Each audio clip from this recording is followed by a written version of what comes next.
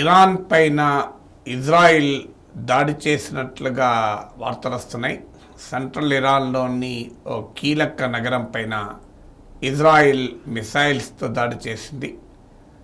ఈ నగరంలోనే Iran air base ఉంది. అలాగే ఇరాన్ మిసైల్ ప్రొడక్షన్ సెంటర్ కూడా ఉంది. న్యూక్లియర్ ఫెసిలిటీస్ కూడా ఉన్నాయని అంటున్నారు. ఇందులో ఇరాన్పై జరిగిన ఈ దాడి క్లియర్గా ఇజ్రాయెల్ మిలిటరీ టార్గెట్ను లక్ష్యంగా చేసుకుని అటాక్ చేసింది. ఇప్పటి వరకు డ్యామేజ్ ఎంత అయింది, దీని ఇంప్లికేషన్స్ ఏంటి అనేది ఇంకా రావడం లేదు. తాజా ఇంటర్నేషనల్ మీడియా కథనాల ప్రకారం మాత్రం ఇజ్రాయెల్ స్పష్టంగా ఇరాన్పై దాడి చేసినట్లుగా ధృవీకరణ ఉంది. నేను ఈ ఇజ్రాయెల్ ఇరాన్ల మధ్య తాజా వివాదం కూడా మీకు ఇతర వీడియోలో వివరించాను.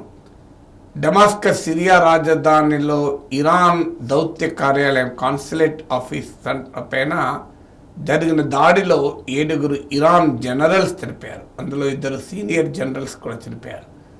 ఇది ఇజ్రాయెల్ చేసిన పని అని ఇరాన్ ఆరోపించింది. మాకు సంబంధం లేదని సహజంగానే ఇజ్రాయెల్ పేర్కొంది.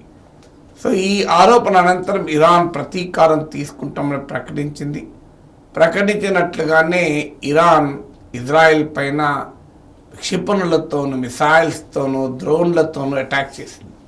కానీ అమెరికా బ్రిటన్ల సహకారంతో ఇజ్రాయెల్ ఈ ఇరాన్ ప్రయోగించిన 99% క్షిపణులను మేము ఆపగలిగాము, మేము న్యూట్రలైజ్ చేయగలిగామని ఇజ్రాయెల్ ప్రకటించింది. అందువల్ల ఇరాన్ దాడిలో ఇజ్రాయెల్కు భారీగా ప్రాణ నష్టం కానీ ఆస్తి నష్టం కానీ జరగలేదు.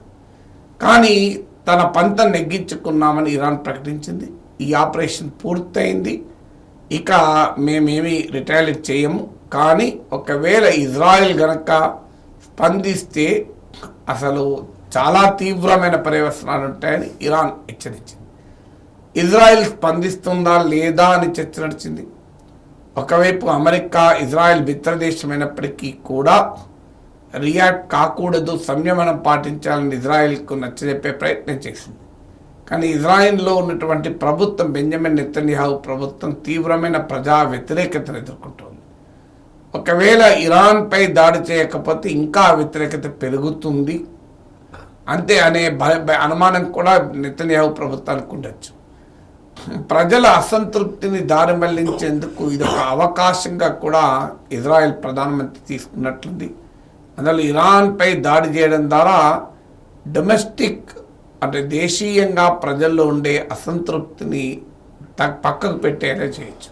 ఎందుకంటే దేశం భద్రత అనే అంశం వచ్చే వరకు రాజకీయాలకు అతీతంగా ప్రజలు ఎమోషనల్గా రియాక్ట్ అవుతారు, స్పందించే అవకాశం ఉంటుంది. నెతన్యాహు సరిగ్గా ఆ ప్రయోగమే చేశారు. తన రాజకీయ ఉనికి కొరకు కూడా ఇరాన్ పైన స్పందిస్తాడేమో అనే అనుమానం కూడా కలిగింది. చివరికి ఇరాన్ పైన ఇజ్రాయెల్ దాడులు చేసింది. దీనికి మరి ఇరాన్ రెస్ట్రెయిన్ పాటిస్తుందా, రిటాలియేట్ చేస్తుందా అనేటువంటి అనుమానాలు పెరుగుతున్నాయి. ఇప్పుడు ఇజ్రాయెల్ దాడికి ఇరాన్ స్పందించింది, ఇరాన్ దాడికి ఇజ్రాయెల్ స్పందించింది. ఇంకా ఇలాగే కొనసాగితే పరస్పర దాడులు తీవ్రతరం కావచ్చు. ఇప్పటికే గాజాపై ఇజ్రాయెల్ యుద్ధం జరగబట్టి 6 నెలలైంది. 34,000 మంది చనిపోయారు.